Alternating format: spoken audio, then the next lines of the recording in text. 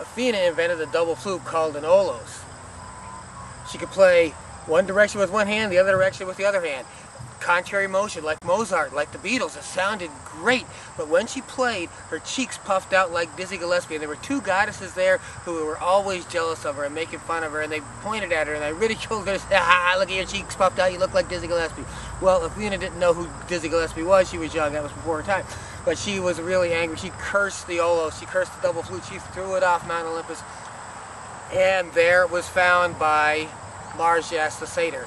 Now, satyrs are represented in art. Sometimes they're a man with a horse's tail, or with goat's legs, or with horns, or with hooves. Sometimes they're just a naked guy in the woods. Some people think they actually existed. Some people think they still exist today. Naked guy in the woods, drinking wine, playing music, chasing women. It's possible maybe they really existed. Well, after a night of partying like that, MARSYAS was sleeping. He was sleeping enough, but it turned out that where he was sleeping was the king's vineyard. And he was found by one of the king's soldiers, and he was arrested for trespassing. And he said, "Oh, trespassing? No, man, I wasn't trespassing. I was just playing some music."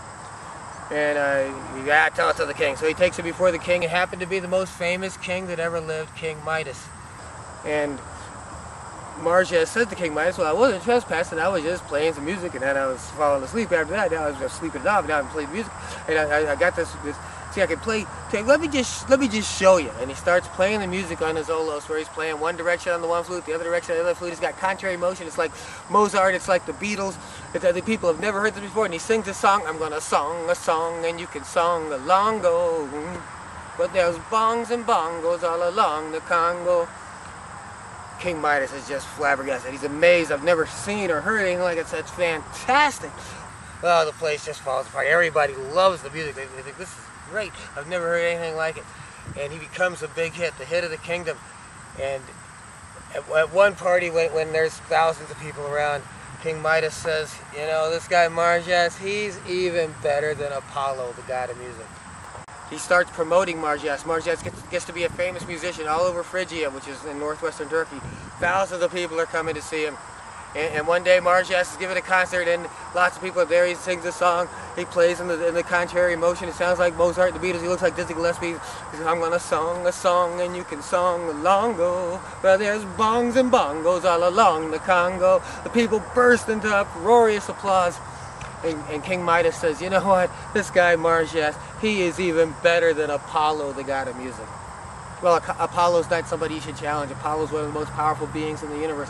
Apollo immediately came down and started setting up a contest where Apollo would perform on one side and MARSYAS on the other, and there'd be a judge. Well, let's let King Midas be the judge.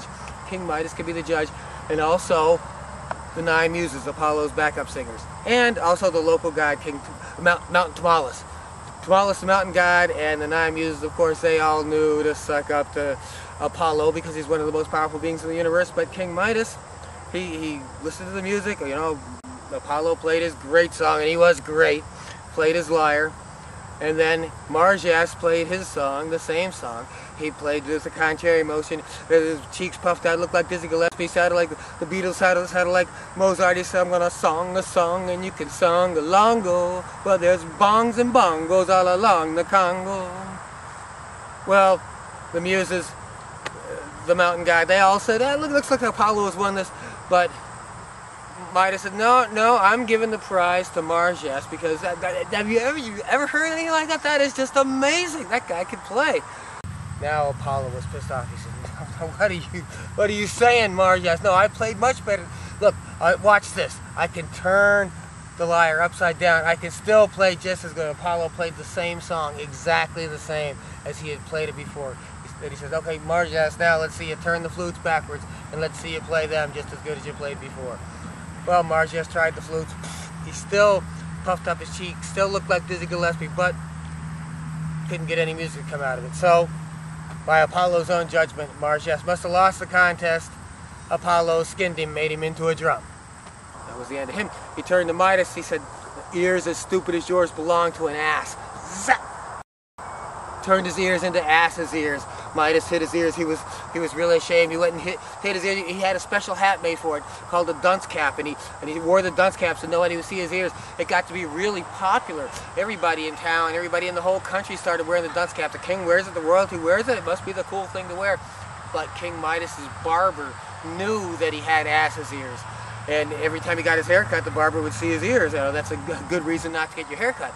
Well, the barber just couldn't hold the secret in. After many years of keeping the secret, he just couldn't hold it in any longer. He went out in the woods, he dug a hole, put his head down to the hole and said, "Midas has ass's ears." Then he covered up the hole and figured he was relieved that now he doesn't have to hold the secret inside him anymore. But when the spring came, the grasses and the reeds grew up out of the hole that he had dug, and when the wind blew through them, it whispered, "Midas has ass's ears, Midas has ass's ears, Midas has ass's ears." Of course, King Midas could have the barber killed, but now everybody knew that he had ass's ears. Midas has ass's ears.